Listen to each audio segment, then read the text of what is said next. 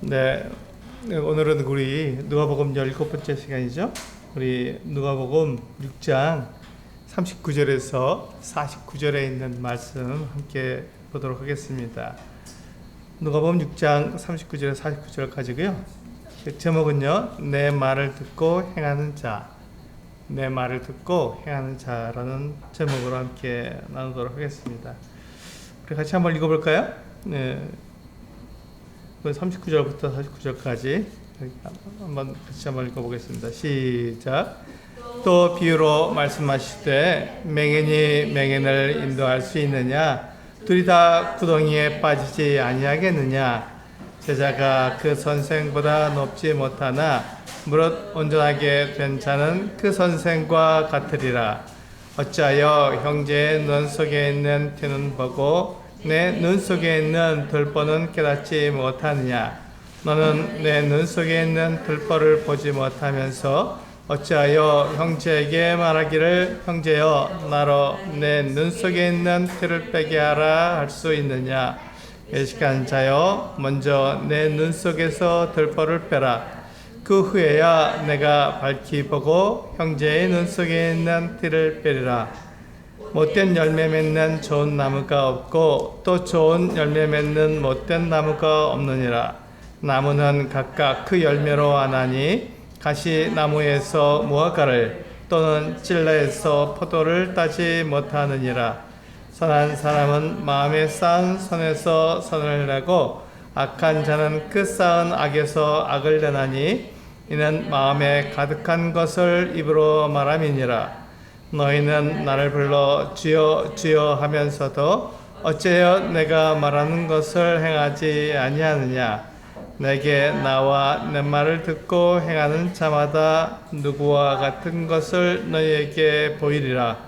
집을 짓되 깊이 파고 주초를 반석 위에 놓은 사람과 같으니 큰 물이 나서 탕류가 그 집에 부딪히되 잘 지었기 때문에 능히 요동하지 못하게 하였거니와 듣고 행하지 아니한 자는 주저 없이 그를 위해 지은 사람과 같으니 탕류가 부딪힘에 집이 곧 무너져 파괴됨이 심하니라 하시니라.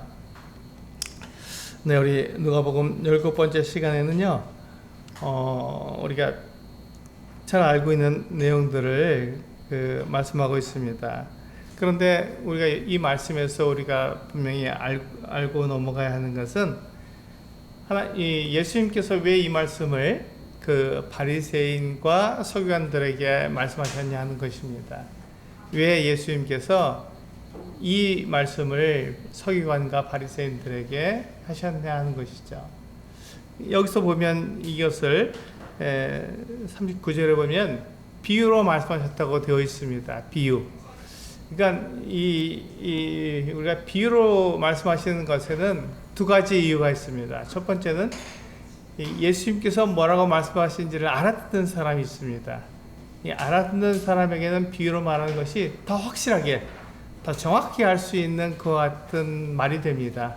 그러니까 예를 들어서 설명하는 거니까요. 그러니까 그 비유는 그림과 같은 것입니다. 우리가 여기서 보면 알 수 있듯이 맹인이라든지 또 나무라든지 또 집이라든지 이런 예를 보면은 그림과 같잖아요. 그래서 그림과 같은 그 같은 이야기를 예를 들어서 설명하는 거기 때문에 그렇구나, 예수님께서 이 말씀하시는 이유가 바로 그것이구나 하는 것을 바로 알아들을 수 있죠. 그런데 이거 두 번째 그 비유로 하신 말씀의 그 이유는요, 알아듣지 못한 사람, 예수님께서 무슨 말씀하시는지 알아듣지 못한 사람은 이게 그 비유로 말씀하신 예를 들어 설명하기 때문에 그 얘가 그냥 이해만 하는 거죠. 맹인이 맹인을 인도하고 그럼 둘 다 구덩이에 빠진다. 그렇지, 당연하지. 거기서 끝나는 것이죠. 그 다음에 좋은 나무가 좋은 열매를 맺는다. 그렇지, 당연하지. 그리고 기초를 반석 위에 둔 집은 탕류가 부딪혀도 쓰러지지 않고 망하지 않는다. 당연하지. 그래서 끝나버리는 거지. 그것이 주는 그 의미, 그것이 예수님께서 왜 그 말씀을 하시는지를 모른다는 것이죠. 알 수 없다는 것입니다. 왜냐하면 그것은 그 비유기 때문에 그렇습니다. 그림으로 설명하는 거기 때문에 알아듣는 사람은 더 잘 알아듣고 모르는 사람은 전혀 그것이 예수님께서 왜 그 말씀하셨는지 알지 못하는 것이죠. 그것을 이 백성 그 서기관과 바리새인들이 알아듣도록 하기 위해서 그들에게 알아듣는 사람은 따라올 것이지만 알아듣지 못하는 사람은 영 그것을 이해하지 못하도록 막으신 것이죠.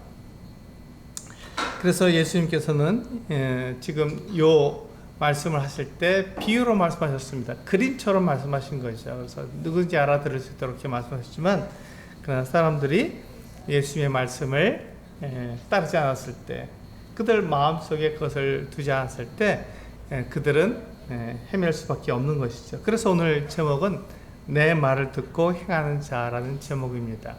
예수님께서 말씀하실 때 그 말씀을 듣고 그것을 따라가야 하고 그 말씀에 순종해야 되는데 그 말씀이 무슨 말씀인지 모르니까 순종할 수도 없고 따라갈 수도 없다는 것이죠.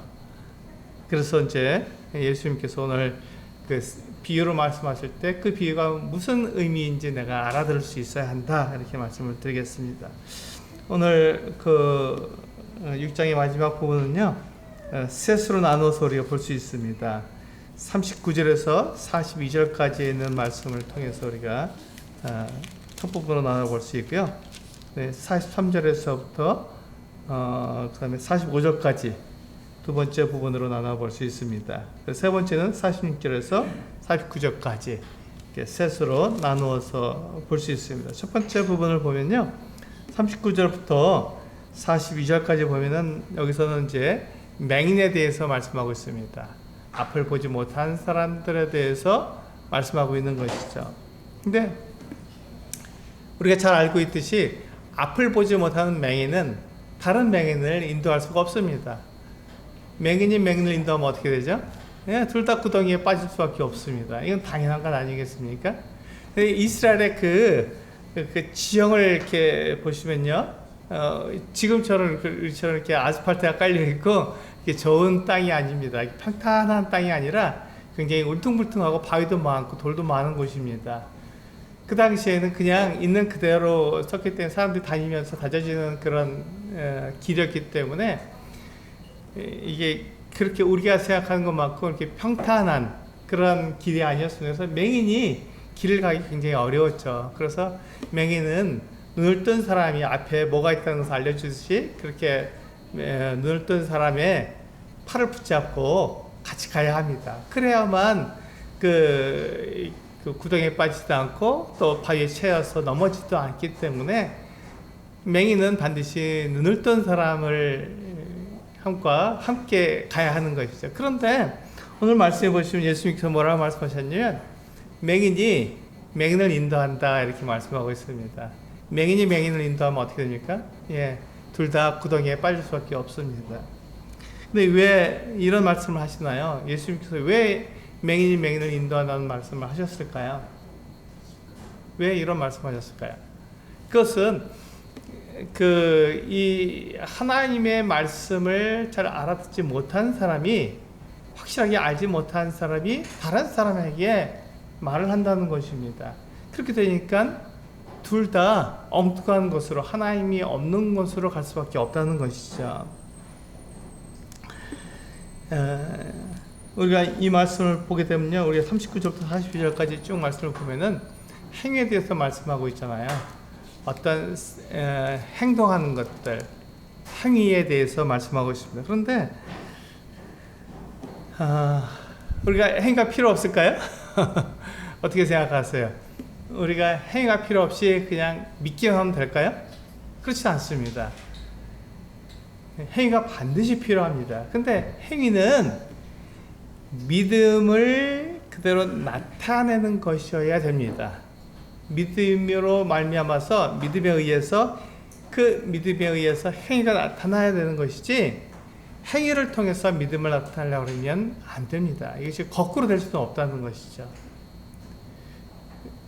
그러니까 믿음으로 행위를 나타내는 것이지 행위로 믿음을 나타낼 수는 없다는 것입니다. 우리 야고보서 말씀 한번 볼까요?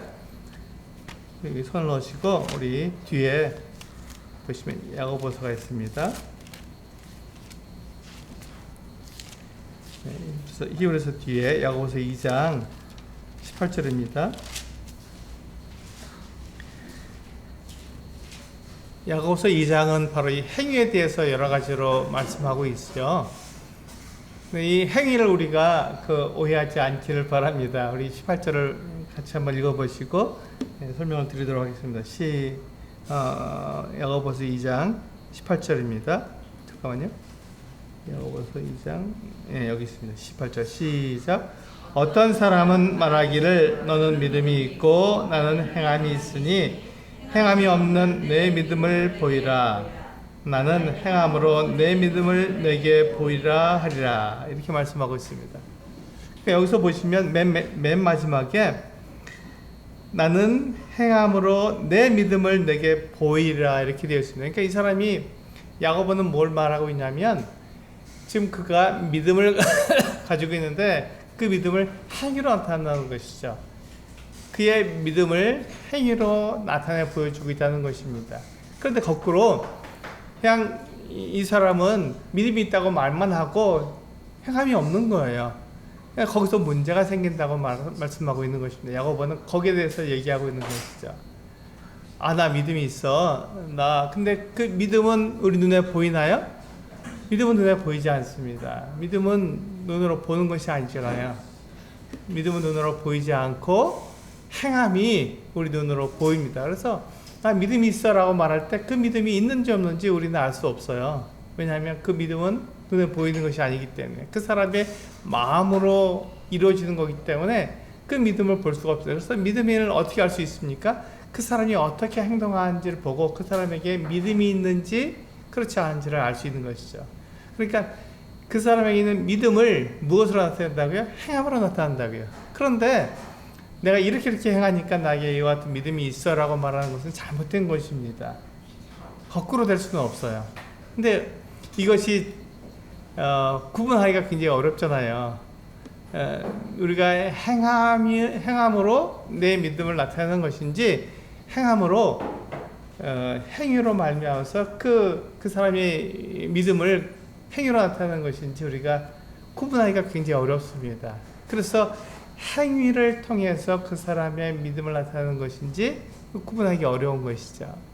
여기서 이제 우리가 어려움이 있는데, 그러나 우리가 그 사람이 하는 말, 그 사람이 하는 행동을 통해서 그 사람이 지금 믿음을 나타내고 있는 것인지 아니면 자기 행위를 드러내고 있는 것인지를 구분할 수 있는 것이죠. 그래서 그 부분을 잘 볼 수 있어야 됩니다. 그 사람의 말을 잘 들어볼 수 있어야 되는 것이죠. 그렇지 않으면 우리가 헷갈리는 것이죠. 이렇게 행하는 걸 보니까 그 사람 믿음이 좋네 이렇게 말할 수 있는 것이죠. 그러나 야고보는 지금 그 야고보서 2장을 통해서 나에게 믿음이 있습니다. 그 믿음을 이 행함으로 나타내 보입니다 라고 말하는 것이죠. 그러니까 행위로 우리가 구원을 받는다든지 행위로 다른 사람들에게 나타내는 것이 아니라 행위로 그 사람 안에 있는 그 믿음을 보여주는 것입니다. 이게 야고보가 하는 말이죠. 너에게 믿음이 있다면 그것을 행위로 보여줘라 이렇게 말하고 있는 것입니다. 그래서 이 말씀은 행위를 강조하는 것이 아니라 믿음을 강조하고 있는 것이죠. 그래서 야고보서는 믿음을 나타내주고 있는 것입니다. 그것을 그 믿음이 눈에 보이지 않기 때문에 그 사람 마음에 안에서 이루어지는 거기 때문에 그것을 행위로 나타내 보여주라 이렇게 말하고 있는 것이죠. 우리 본문으로 돌아오셔서요. 누가복음 6장 40절에 보시면 제자가 그 선생보다 높지 못하나 무릇 온전하게 된 자는 그 선생과 같으리라 이렇게 말씀하고 있습니다. 이 말씀을 보면서 무엇을 생각했냐면요. 그 당시 예수님 당시의 제자는 지금처럼 이렇게 지식만 가르쳐준 선생님과 학생과의 관계가 그런 관계처럼 되어 있는 것이 아닙니다. 그 당시에 선생과 제자는요 도제 방식이었어요. 그래서 선생이 어떤 것을 가르칠 때 그 제자는 그냥 지식을 알았던 것이 아니라 그 선생에게로 가서 그 선생의 일거수일투족을 함께하는 것입니다. 먹고 자며 같이 같이 먹고 같이 자면서 그 선생이 그 같은 문제를 어떻게 해결하는지, 그 같은 일이 있을 때 어떻게 대답을 하는지를 보는 것이죠. 그래서 그와 같은 일들이 왜 선생이 그렇게 하는가 하는 것을 배우는 것입니다. 그러니까 지금 이 말씀을 바리새인들과 서기관들에게 하고 있는데, 바리새인의 가르침, 그것을 이렇게 따라가는 사람들은 지금 누구를 선생으로 둔 것입니까? 예, 바리새인을 선생으로 둔 것입니다. 그래서 그가 그 안으로 들어가서 바리새인의 하는 행동과 바리새인 하는 말을 하나씩 다 듣고 있는 거예요. 그러다 보니까 이 사람이 성장이 됐을 때 어떻게 성장하게 되나요? 예, 바리새인과 똑같이 성장하게 되는 것입니다. 그래서 이 말씀에서 보는 것처럼 제자가 그 선생보다 높지 못하다라고 말씀하고 있는 것이죠. 제자는 선생보다 높지 못합니다. 그 선생이 무엇을 말하는지를 보고 그 선생이 어떻게 행동한지를 보기 때문에, 그렇게 자기가 똑같이 흉내내기 때문에 제자는 선생을 넘어설 수가 없는 것이죠. 그래서 지금 예수님께서 뭘 말씀하시냐면, 선생은 그대로, 제자는 그대로 선생의 그 같은 모습을 따라가기 때문에, 그것을 배우기 때문에 넘어설 수 없다. 그러니까 이 바리새인의 그 같은 그 율법을 따르고 율법을 통해서 그가 의롭게 되려는 그 같은 모습을 이 제자가 그대로 흉내낼 수밖에 없다, 이렇게 말씀하고 있는 것입니다. 그 또 인도자와 그 제자의 관계에 있어서 마지막 그 비유는요, 41절과 42절에 있는 말씀과 같은데요. 그래서 어찌하여 형제의 눈 속에 있는 티는 보고 내 눈 속에 있는 들보는 깨닫지 못하느냐? 넌 내 눈 속에 있는 들보를 보지 못하면서 어찌하여 형제에게 말하기를 형제야 나로 내 눈 속에 있는 티를 빼게 하라 할 수 있느냐? 애식한 자여 먼저 내 눈 속에서 들보를 빼라. 그 후에야 내가 밝히 보고 형제의 눈 속에 있는 티를 빼라, 이렇게 말씀하고 있습니다.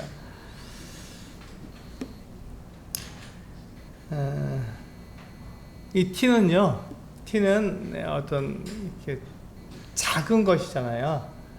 어떤 그 나무를 이렇게 보게 될 나무 위에 부스러기 같은 아주 작은 것입니다. 들보는 어떤 건가요? 이 천정을 이렇게 버티고 서 있는 굉장히 큰 나무입니다. 힘도 있고요. 그런데 이 들보가 있는 사람이 이 티가 있는 사람을 향해서 내가 네 눈을 보니까 너에게 티가 있네? 내 티를 좀 빼주마, 이렇게 말을 하는 것이죠. 그런데 여기에는 문제가 있습니다. 이 사람에게는 들보가 있는 거거든요. 앞이 보이지 않는 거예요. 들보가 있으니 어떻게 앞이 보이겠습니까? 근데 앞이 보이지 않는 이 사람이 형제인 다른 사람에게 있는 티를 빼주겠다고 하니까 그것이 그럴 수가 없는 것이죠.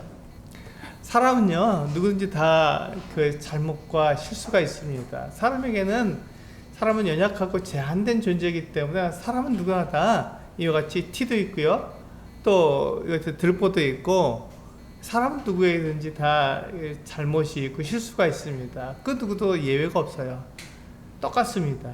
그런데 실수가 있고 잘못이 있는 그것에 대해서 내가 무엇이라고 말하기 전에 나는 어떠한 존재인가 하는 것을 먼저 알아야 되는 것이죠.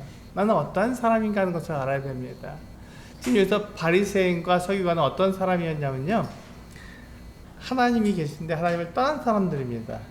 하나님을 떠나서 자기들 스스로 자기의 힘으로 자기의 노력으로 자기가 율법을 잘 지키면 그것으로 의롭게 된다고 생각했던 사람들입니다. 그러니까 다른 사람을 딱 봤을 때 다른 사람이 율법에 어긋나는 행동을 하거든요. 잘못된 행동을 합니다. 그러니까 그것에 대해서 말해주고 싶은 거예요. 자기는 지금 어떤 사람입니까? 하나님을 떠난 사람이잖아요. 하나님을 떠나는 게 더 그 큰 죄고, 그 하나님으로부터 멀어져 있는 것이 더 분명한 잘못임에도 불구하고 그것은 고칠 생각 안 하고 다른 사람에게 있는 율법을 어기는 것에만 포커스를 맞추는 거죠. 초점을 맞추는 것입니다. 그래서 그 사람이 어떻게 율법을 어겨? 이렇게 생각하는 것이죠. 그래서 그 사람에게서 너 율법을 어기니까 율법을 잘 지키지 못하니까 내가 율법을 지키는 법을 가르쳐 줄게. 이렇게 말을 하는 것이죠. 근데 그것이, 네, 그렇게 돼서 율법을 지키게 되면 그 사람이 어떻게 됩니까? 하나님으로부터 멀어져 버리는 것이죠. 하나님께 가까이 가는 것이 아니라 이 바리새인처럼 하나님으로부터 멀어져 버리는 것입니다. 하나님은 이 바리새인과 서기관들처럼 율법을 통해서 의롭게 되라고 말씀하신 적이 없거든요. 하나님께서는 율법을 통해서 내가 하나님 떠났구나 하는 것을 알도록 말씀하셨지, 율법을 통해서 의롭게 되라고 말씀하신 적은 없습니다. 우리 로마서 3장 말씀 한번 볼까요? 우리 여러 번 봐서 잘 알고 있는 말씀이지만 우리 로마서 3장 19절까지 20절 말씀을 함께 보시도록 하겠습니다. 로마서 3장 19절까지 20절.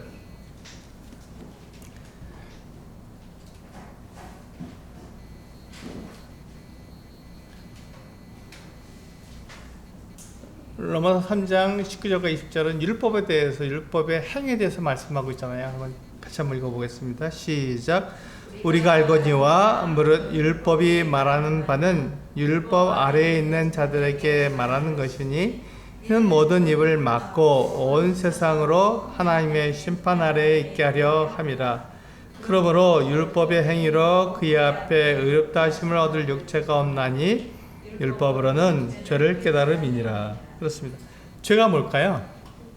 죄가 뭡니까? 죄는 하나님으로부터 멀리 떠났다 하는 것입니다. 하나님이 없다 하는 것이 죄고 하나님으로부터 멀리 떠난 것이 죄입니다. 그런데 여기 보시면 율법의 행위로 의롭게 되려고 하는 거예요. 근데 그렇게 율법의 행위로 그의 앞에 의롭다 하심을 얻을 육체가 없고 율법으로는 내가 하나님을 얼마나 떠났는가 하는 것을 알게 되는 것이죠. 그 죄를 깨달음입니다.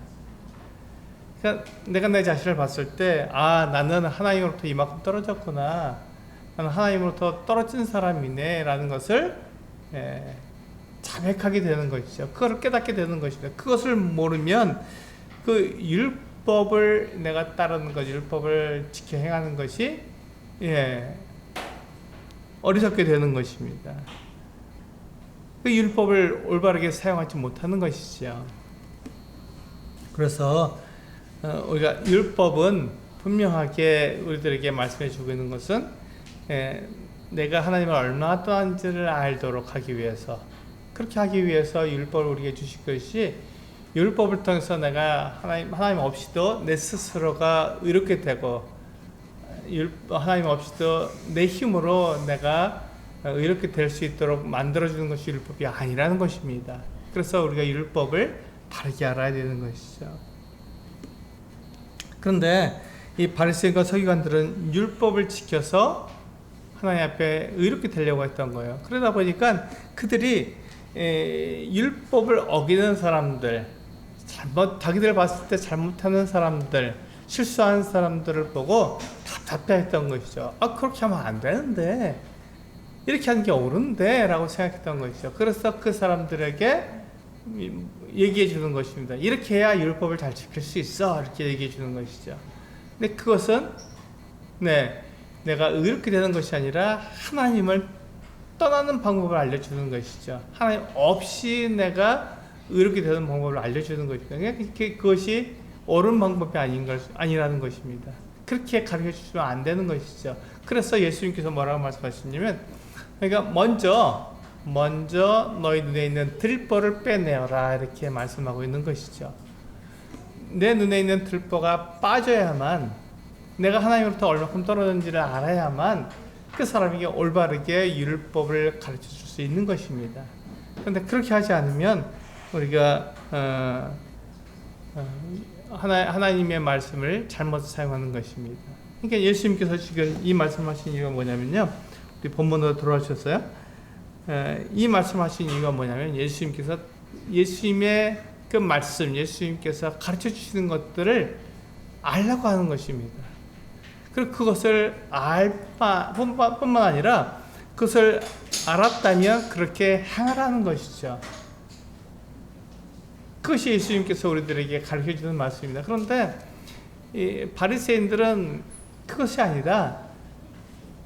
하나님 없이 내가 율법을 지켜서 내가 이렇게 될 수 있다, 이것을 말해주는 거예요. 그러니까 예수님께서 그렇지 않다라고 말씀하시는 것이죠. 그래서 우리가 들보가 있는 사람에 대해서 예수께서 말씀하시는 겁니다. 내 눈 속에 들보가 있다면 들보를 먼저 빼라. 그렇게 된 다음에 우리가 다른 형제에게, 다른 사람에게 있는 티를 빼줄 수 있다, 이렇게 말씀하고 있는 것이죠. 우리 그 다음에 43절부터 45절까지 말씀을 보게 되면요, 나무는 그 열매로 알 수 있다고 말씀하고 있습니다. 그 나무가 좋은 나무인지 그 나무가 나쁜 나무인지 우리가 알 수 있는 것이죠. 그러니까 이게 우리가 나무를 키워보신 분들은 알죠? 나무에서 이제 열매가 맺거나 꽃이 피는데 좋은 나무는 어떻습니까? 이 열매가 아주 실하게 잘 열립니다. 그런데 그 나무가 좋지 않고 힘도 없고 시들시들해요. 그러면 좋은 열매를 맺을 수 있습니까? 아니죠. 그 열매도 역시 힘이 없고 시들시들한 같은 열매를 맺습니다. 그것처럼 그 열매, 우리가 그 나무를 보고는 알 수가 없죠. 그 나무가 좋은 나무인지 건강한 나무인지 힘이 있는 나무인지, 그 나무가 힘이 없고 정말 이렇게 그런 나무인지, 우리가 그 좋지 않은 나무인지 어떻게 알 수가 없잖아요. 겉으로 봐서는 똑같기 때문에 우리가 알 수가 없습니다.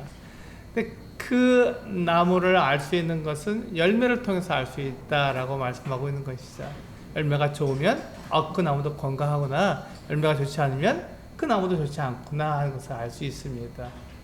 그것처럼 우리가 그 겉으로 드러나는 같은 모습들, 말이나 행동들을 봤을 때 그 나무가 좋지 않은데 좋은 열매를 맺을 수 없는 것이죠. 그 나무가 좋은데 나쁜 열매를 맺을 수 없다, 좋지 않은 열매를 맺을 수 없다는 것입니다. 그래서 그 열매를 통해서 그 나무를 알 수 있다, 이렇게 말씀하고 있는 것이죠. 두 번째는요,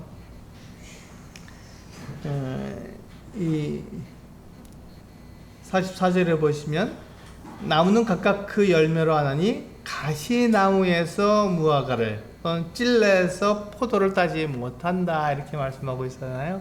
그러니까 이거는 이제 우리 그 초등학생들 잘 알고 있는 사과나무에서는 사과가 열리고 배나무에서는 배가 열리는 그 나무가 그 열매를 맺는 것이 당연하다는 것이죠. 그건 누가 보더라도 다 알 수 있는 내용입니다. 그러니까 예수님께 이 말씀을 듣고 있는 이 사람들은 농부고 또 유목민입니다. 양을 키우거든요. 그 농한기에는 양을 키우고 농복에는 농사를 짓는 사람들입니다. 그런데 이 사람들이 봤을 때 이 이야기를 할 때, 이 이야기는 너무 쉽잖아요. 쏙쏙 들어온 얘기입니다. 잘 알고 있는 내용들이에요. 예수님께서 이런 얘기를 하신 거예요. 그런데 거기에는 의미가 들어있죠. 예수님께서 이 말씀하시는 그 의미가 들어있습니다. 뜻이 있는 것입니다. 그러니까 우리가 하나님을 안다 그러고 하나님을 섬긴다 그렇지만, 그 하나님을 섬기고 하나님을 따른다고 하는 그 같은 말 속에는 뭐가 들어있냐면, 분명하게 이렇게 그 나무가 그 열매를 맺는다는 것입니다. 만약에 내가 그 무화과 열매를 맺으면 어떻습니까? 내가 무화과 나무잖아요. 하나님을 기쁘시게 하고 사람들을 기쁘게 하는 그 같은 좋은 나무입니다. 그런데 그 나무가 만약에 가시떨기 나무면 어떻습니까? 결코 무화과를 맺을 수 없는 것이죠. 찔레라면은 거기서 포도를 구할 수가 없는 것입니다. 그런데 우리가 율법을 행하고 또 내가 잘 행하면 내가 의롭게 될 수 있다라고 생각하는 것이 바로 이 말씀이잖아요. 못된 못된 나무에서 좋은 열매를 맺으려고 애를 쓰는 거잖아요. 그런 일을 있을 수 없다, 이렇게 말씀하고 있는 것이죠. 이 말씀은 무슨 말씀입니까? 예수님께서 하신 말씀을 지키지 않고 예수님께서 하신 말씀대로 살지 않고 내 생각대로 내 마음대로 살려고 하면서 내가 하나님 앞에서 하나님을 기쁘시게 하는 열매를 맺으려고 한다면 그것이 잘못됐다는 것이죠. 그런 일이 일어나지 않는다는 것입니다. 그건 너무나 잘 알고 있는 내용이잖아요.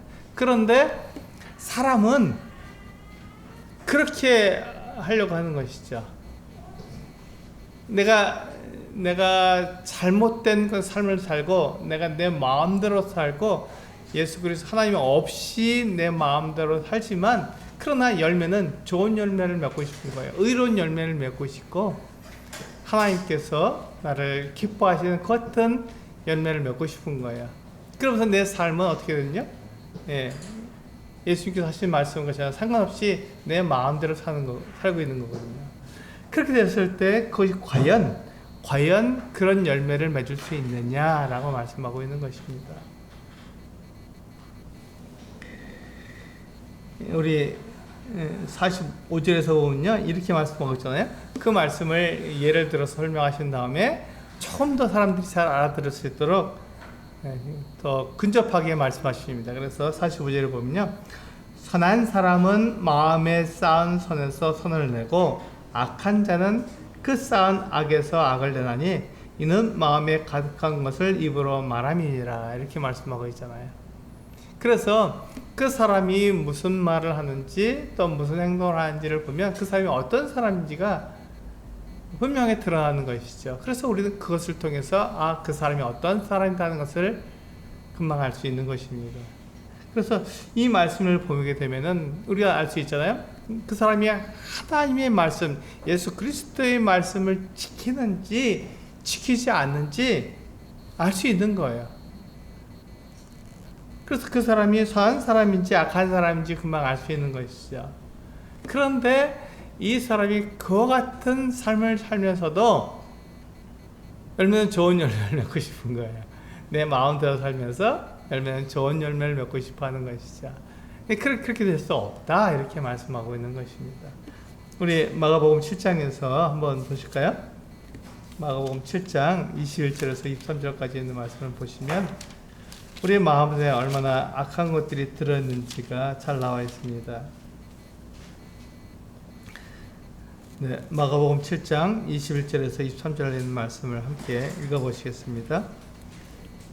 네, 시작. 속에서 곧 사람의 마음에서 나오는 것은 악한 생각, 곧 음란과 도둑질과 살인과 간음과 탐욕과 악독과 속임과 음탕과 질투와 비방과 교만과 우매함이니 이 모든 악한 것이 다 속에서 나와서 사람을 더럽게 하느니라. 그렇습니다. 사람의 마음속에는 이런 것들이 들어있는 거예요. 그러니까 사람을 더럽게 하는 것은 사람의 마음에서 나오는 것들이죠. 그러니까 우리의 마음 속에서 그 좋은 것이 나올 수가 없다는 것입니다. 사람은 본질적으로 이와 같으니까. 그런데 우리가 예수 그리스도께서 하시는 말씀을 그대로 따르려고 할 때, 예수 그리스도께서 우리에게 가르쳐 주시는 것들을 통해서 내가 어떻게 살아야 하는 것을 분명히 알게 될 때, 그때 우리는 선한 그 같은 그 선한 것들을 우리가 말할 수 있고 행동할 수 있는 것이죠. 그래서 예수님은 뭐라고 말씀하셨냐면, 누가복음 다시 누가복음 6장 45절에서 선한 사람은 마음에 쌓은 선에서 선을 내고, 그러니까 예수 그리스도의 말씀을 듣고 그대로 따르려고 하는 사람들은 그 마음이 선한 것입니다. 선한 마음을 가지고 있는 거예요. 그래서 그 마음에 쌓은 선으로 선한 것을 말하거나 행동하게 되는 것이죠. 그런데 그것과 상관없이 사는 사람들은요, 그 악한 자는 그 쌓은 악에서 악을 낸다, 이렇게 말씀하고 있는 것입니다. 우리 마음이 마가복음 7장에서 분명히 말씀하고 있잖아요. 얼마나 더러운 것인지 그렇게 말씀하고 있잖아요. 악한 생각이나 음란, 도둑질, 살인, 간음, 탐욕, 악독, 속임, 음탕, 질투, 비방, 교만, 우매함, 이런 것들이 우리의 마음속에 들어있다는 것입니다. 이게 다 뭡니까? 하나님을 떠난 사람들이 가지고 있는 마음이잖아요. 하나님이 없는 사람들이 이러한 마음을 가지고 있어요. 이런 마음은 하나님이 없기 때문에 내 스스로 이 세상을 어떻게 살아갈 것인가, 하나님 없이 이 세상이 전부고, 이 세상에서 내가 사람들에게 인정받고자 하는 그 같은 마음에서 나오는 것이 바로 이런 것들입니다. 하나님이 없으니까, 이 세상이 전부니까 이와 같이 살아도 문제가 되지 않는다고 생각하는 것이죠. 근데 그 다음에 이렇게 한평생을 산 다음에 뭐가 있습니다? 뭐가 있냐면 하나님의 심판이 있다는 것이죠. 한 번 죽는 것은 사람에게 정해진 것이죠. 그 후에는 심판이 있다는 것입니다. 하나님의 심판이 우리를 기다리고 있기 때문에 이것이 다가 아니라는 것이죠. 그런데 세상이 가르치면 바로 이것이 다다. 그러니까 너희가 마음대로 하라, 네가 주인처럼 살아라, 이렇게 말하고 있는 것이죠. 그게 바로 이제 그 다음 우리 누가복음 7장, 6장 46절에서 49절까지 있는 말씀에서 그런 얘기들을 하고 있는 것입니다.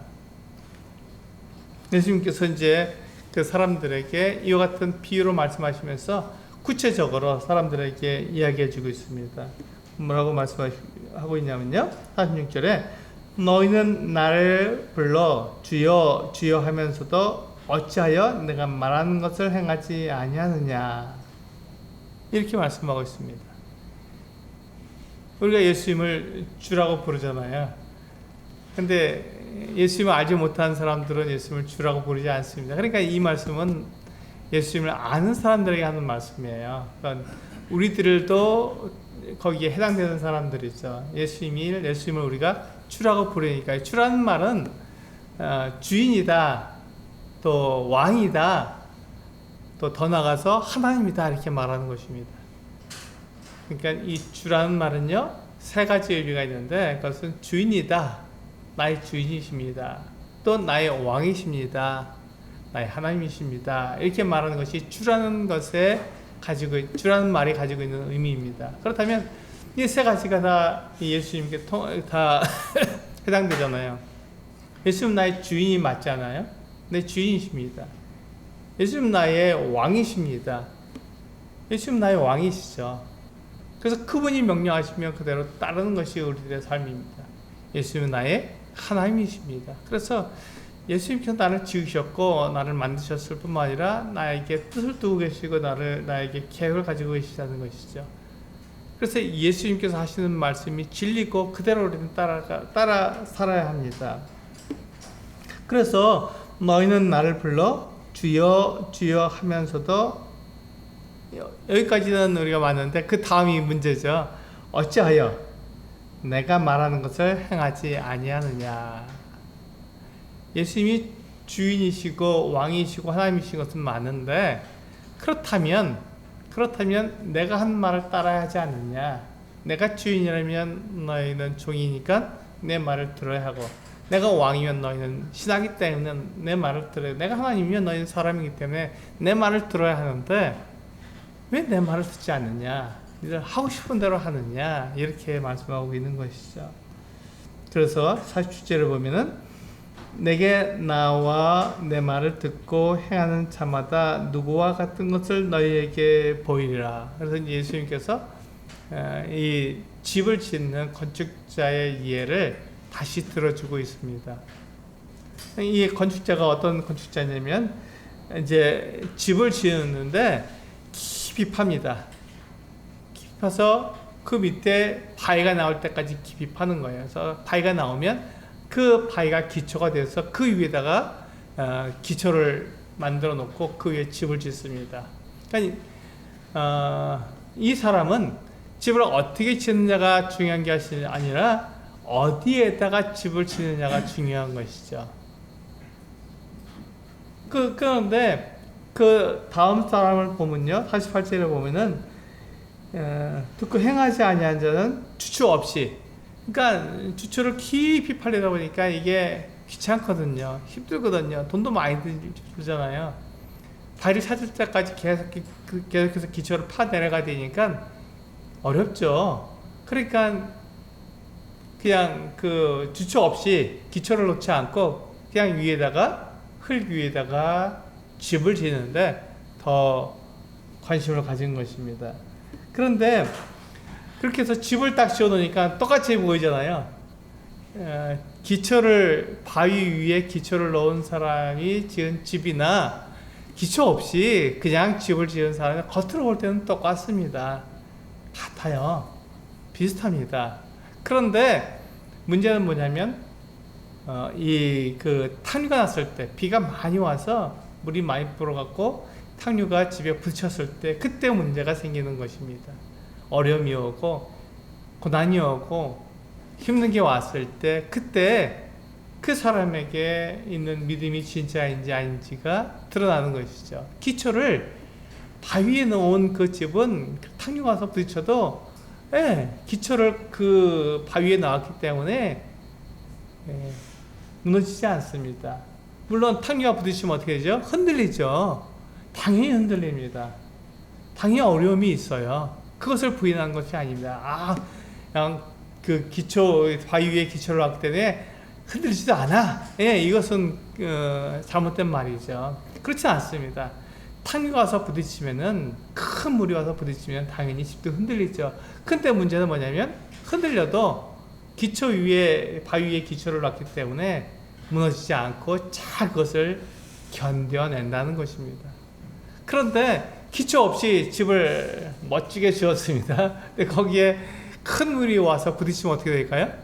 기초 없기 때문에 그냥 쓸려 내려가 버립니다. 사라져 버리는 것이죠. 어려움이 오고 힘든 게 왔을 때 하나님을 원망하고 내 믿음이 없어져 버리는 것이죠. 그리고 그냥 막 원망하고 불평하고 나는 아무것도 아니네, 이렇게 하나님 없네, 이렇게 말을 하게 된다는 것이죠. 그 차이가 뭐냐면 기초를 어디에 놨냐는 것입니다. 기초를 어디에 놨느냐 하는 것이죠. 그래서 48절에 보시면 집을 짓되 깊이 파고 기초를 반석에 놓은 사람 같다. 이게 어떤 사람이냐면요, 내 말을 듣고, 47절 나왔잖아요. 내 말을 듣고 행하는 자, 내 말을 듣고 행하는 자는 바로 이 같은 사람이다 라고 말씀하고 주고 있는 것이죠. 그런데 49절에 보시면 듣는 것도 똑같이 들었어요. 들었는데 그것에 대해서 행하지 아니하는 사람은, 믿음을 나타내지 않는 사람은 나 믿어 라고 말하지만 그 믿음이 그 사람 안에만 있지 바깥으로 드러나 보이지 않는 거예요. 정말 믿음이 있는 사람인지 아닌지를 알 수가 없는 것이죠. 듣고 행하지 아니한 자는 주저 없이 흙 위에 집 지은 사람과 같으니 탕류가 부딪힘에 집이 곧 무너져 파괴됨이 심하니라, 이렇게 말씀하고 있는 것이죠. 그래서 예수님께서 이 말씀을 하시는 이유가 바로 그것입니다. 내 말을 듣고 행하라, 이렇게 말씀하십니다. 그 말씀을 따라라, 이렇게 된 거예요. 그것을 믿음으로 그렇게 살아라 하고 말씀하고 있는 것입니다.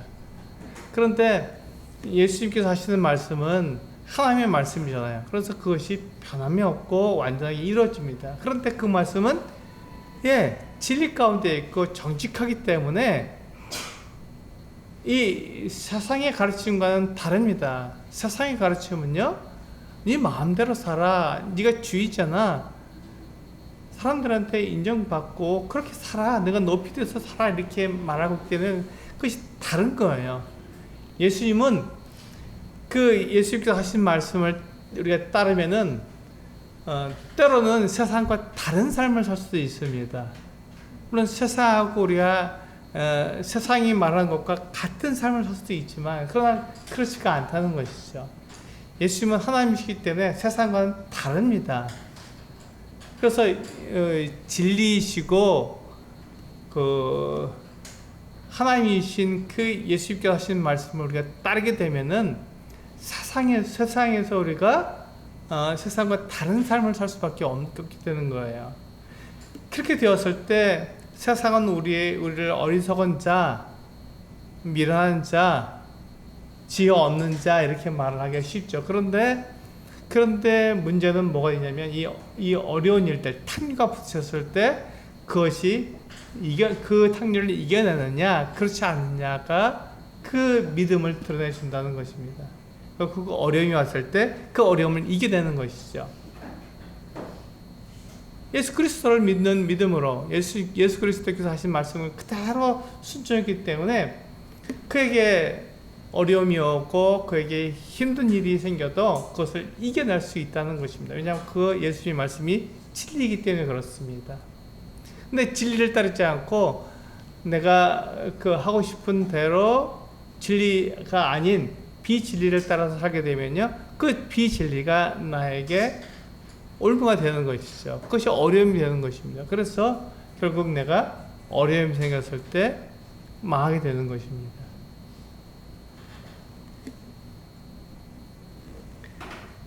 우리 고린도전서 3장 말씀을 보시면 이해가 될 거라고 생각이 됩니다. 우리 고린도전서 3장 말씀을 보시고 마치도록 하겠습니다. 고린도전서 3장 말씀을 보시겠습니다. 3장 10절에서 15절입니다. 좀 길죠? 고린도전서 3장 10절에서 15절입니다.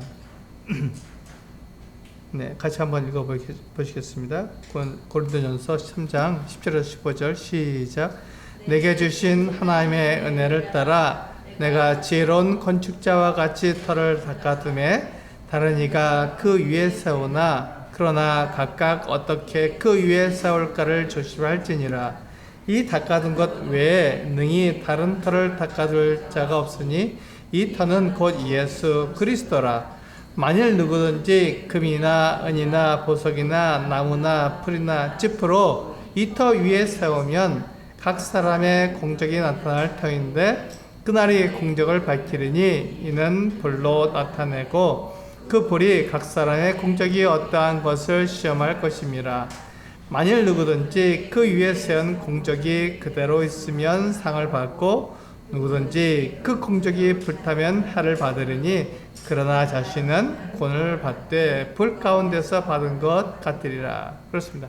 이 말씀을 보시면요, 우리가 앞에서 본 말씀과는 차이가 있습니다. 어떤 차이가 있냐면 앞에서 우리 누가복음 6장에서 말씀하고 있는 것은 기초가 없는 거예요. 기초를 두지 않았습니다.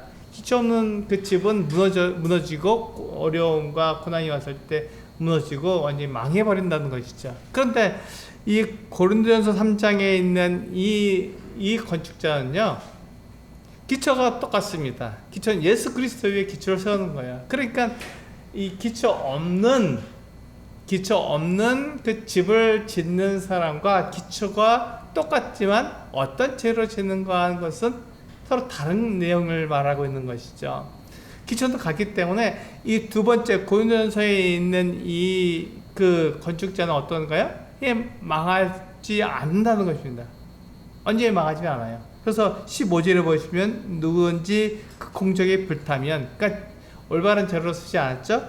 그는 해를 받게 된다. 하지만 자신은 구원을 받되 불 가운데서 받은 것 같으다. 그러니까 이 사람은 완전히 망하지 않는다는 거예요.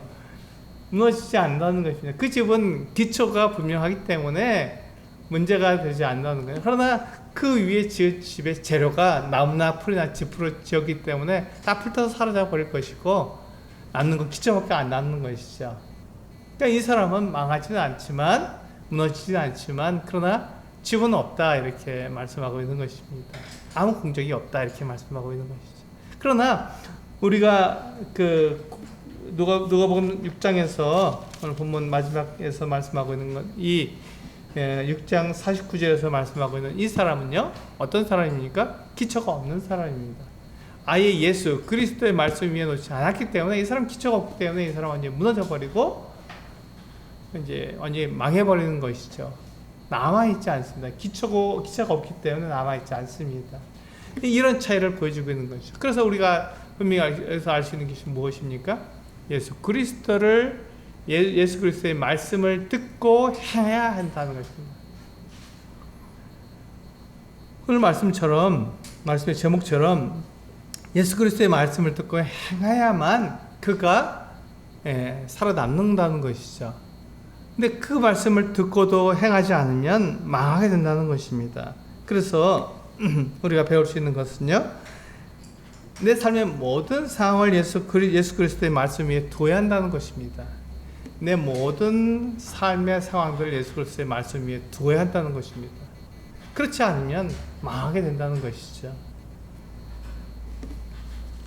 우리가 다른 사람들을 판단할 때 무엇으로 판단해야 됩니까? 내 경험이나 내 그 의로움으로 다른 사람을 판단하는 것이냐, 하나님의 말씀으로 판단해야 한다는 것이죠. 예수 그리스도께서 무엇이라고 말씀하셨는가 하는 것을 가지고 다른 사람을 판단하고 그의 티를, 그의 들보를 빼내 주어야 하는 것입니다. 그리고 이와 같이 하나님 예수 그리스도의 말씀이 우리의 삶을 기초를 두었을 때 그 탕류가 와서 부딪혀도 무너지지 않는 것이죠. 그래서 내 생각, 내 경험대로 우리의 삶을 살아가는 것이 아니라 바로 예수의 말씀대로 살아가게 되었을 때 우리의 삶의 기초가 흔들리지 않고 어떤 어려움이 와도 남아 있게 된다는 것입니다. 그래서 오늘 우리는 예수님께서 하신 말씀을 듣고 그대로 행하는 자들이 되어야 한다는 것입니다. 그렇게 되었을 때 우리가 이 세상을 이길 수 있고 이 세상의 모든 가르침이나 가치관을 우리가 이길 수 있다고 말씀드릴 수 있겠습니다. 기도하시고 말씀을 마치겠습니다.